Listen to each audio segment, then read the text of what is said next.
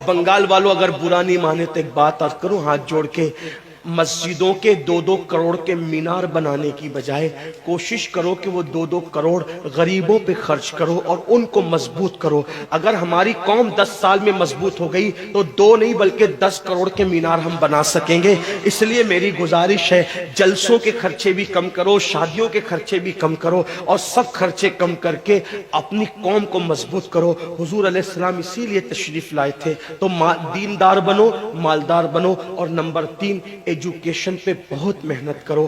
کوئی بھی جاہل نہ رہے، کوئی بھی ان پڑھ نہ رہے، خوب پڑھاؤ اپنے بچوں کو۔ 10ویں 12ویں تک کبھی مت رکنا، بلکہ اپنے بچوں کو IAS بناؤ، IPS بناؤ، ڈاکٹر بناؤ، انجینئر بناؤ۔ ڈاکٹر بھی BUMS والا مت بناؤ بلکہ MD اور اعلیٰ سے اعلیٰ ڈگری دلاؤ۔ اب آپ کہیں گے مولانا پیسے نہیں ہے، میں آپ سے کہتا ہوں ہر سال عید پہ نیا کپڑا نہ بنانا پڑے نہ بناؤ، دھلے ہوئے کپڑوں پہ عید کر لو، لیکن اپنے بچوں کی تعلیم پہ خرچہ کرو۔ اسی طریقے سے کسی اور جگہ پر پیسے لگانے کی بجائے 10 سال اگر ان 3 نکات پر آپ نے محنت کر دی، دیندار بنو، مالدار بنو اور ایجوکیشن کو عام کرو، ہر بندے کو پڑھا لکھا بناؤ۔ آپ کہیں گے مولانا نوکری نہیں ملتی، میں کہتا ہوں ہم نوکری کے لیے نہیں پڑھتے، ہم اچھا انسان بننے کے لیے پڑھتے ہیں۔ اس لیے کہ پڑھے لکھے کی تجارت میں ان پڑھ کی تجارت میں فرق ہے، پڑھے لکھے کی گفتگو میں ان پڑھ کی گفتگو میں فرق ہے، پڑھے لکھے کے اٹھنے بیٹھنے میں ان پڑھ کے اٹھنے بیٹھنے میں فرق ہے۔ دیکھو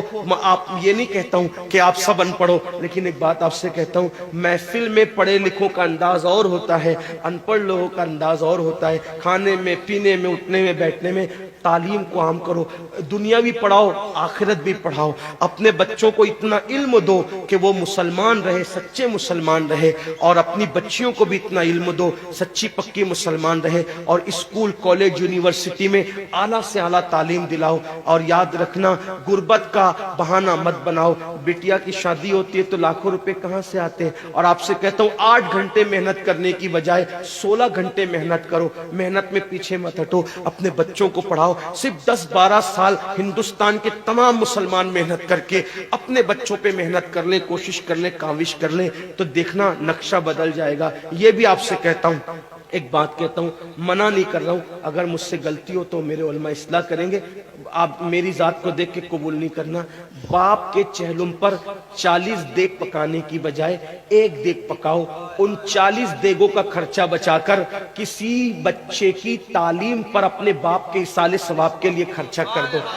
پیر صاحب کے مزار پر 1 لاکھ کی چادر لا کے ڈالنے کی بجائے 100 روپے کی چادر ڈال دو، باقی کے پیسے بچا کر غریبوں کی تعلیم پہ خرچہ کر دو۔ پیر صاحب کے ایصال ثواب کے لیے وہ اس 1 لاکھ کی چادر سے جتنا خوش ہوں گے وہ 100 روپے کی چادر سے بھی اس سے زیادہ خوش ہوں گے، کیونکہ آپ نے کسی کو اٹھا دیا، کسی کو آپ نے ترقی پہ لے گئے۔ ایک بات کہتا ہوں، میرا پیر جنتی ہے تو میرے پیر کو میری 1 لاکھ کی چادر سے کیا غرض، اس کو تو جنت میں اس سے بہتر لباس مل چکا ہے، اس کو تو 1 لاکھ کا اس سے بہتر لباس مل چکا ہے۔ تو یہ باتیں تلخ لگے معاف کرنا، لیکن آپ سے ایک بات کہتا ہوں، رسومات سے نکلو، حقیقتوں کی طرف آؤ، رسومات سے نکلو، سچائیوں کی طرف آؤ۔ ایک دوسرے کو گرانے کی کوشش مت کرو، ایک دوسرے کو اٹھانے کی کوشش کرو، آپس کے جھگڑے ختم کرو۔ تیرا سلسلہ بڑا، میرا سلسلہ بڑا، تیری برادری بڑی، میری برادری بڑی، تیرا پیر بڑا، میرا پیر